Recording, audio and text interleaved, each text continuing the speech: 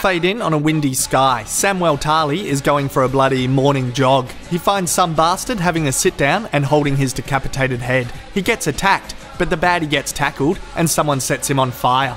It's Mormon and the Night's Watch. Sam gets scunted for not sending ravens. They need to get back to the wall and warn everybody of the horrors to come. Meanwhile, with the wildlings, John gets to see a fucking giant. He then gets bullied for not wearing trendy clothing like Rip Curl or Billabong. Egret thumps a bully. Tormund Giantsbane is having a 6-piece feed. Egret says John wants to join the wildlings. Tormund gets all up in Jono's grill, not believing that he killed Quarren Halfhand. Mance, the unofficial official king, interjects. John talks a crock of shit as to why he wants to join the wildlings, when really he'll remain an inside man for the Night's Watch. Mance buys John's bullshit, but says that he will need some trendy clothes to appease the fashion police. Fucking beach weather. Bronn takes time off to get his end wet. But Tyrion calls for him. Fuck this job. Cersei wants to know why Tyrion's meeting with their dad, worrying he might drop some truth bombs, like how she tried to have him killed, or how she fucks their brother. Bronn and Meryn trash talk outside. Shit is about to hit the fan when Cersei exits.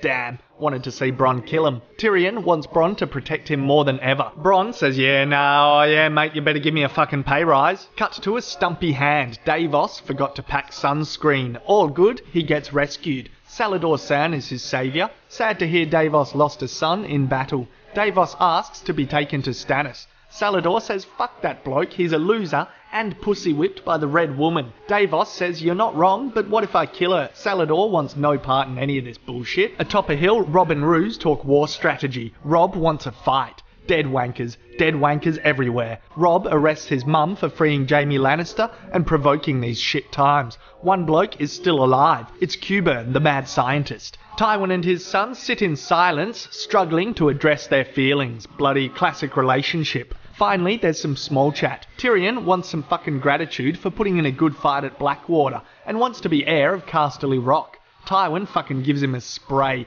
calling him an ill-made creature that killed his mother during childbirth. Yeah, you'll be getting nothing from your old man. Sansa imagines what fantastic adventures them ships are going on until Shae says, you gotta get your head out of the clouds, girl. Littlefinger tells Shae to take a hike. He then tells Sansa he may be able to get her out of this shithole soon. Shae is advised to look out for Sansa, especially around this wanker, Dragon Can. These critters have learnt how to cook a barbie. Dany, Jorah and the ragtag team are on their way to fetch an army. A ferry drops Davos off at Dragonstone. He finds Stannis doing fuck all and gets fired up at Melisandre for burning a bunch of prisoners. She says, mate, you are the dickhead. If you guys took me to Blackwater, we would have won the war. Davos goes and gets arrested. Don't go to big meetings when you have sunstroke.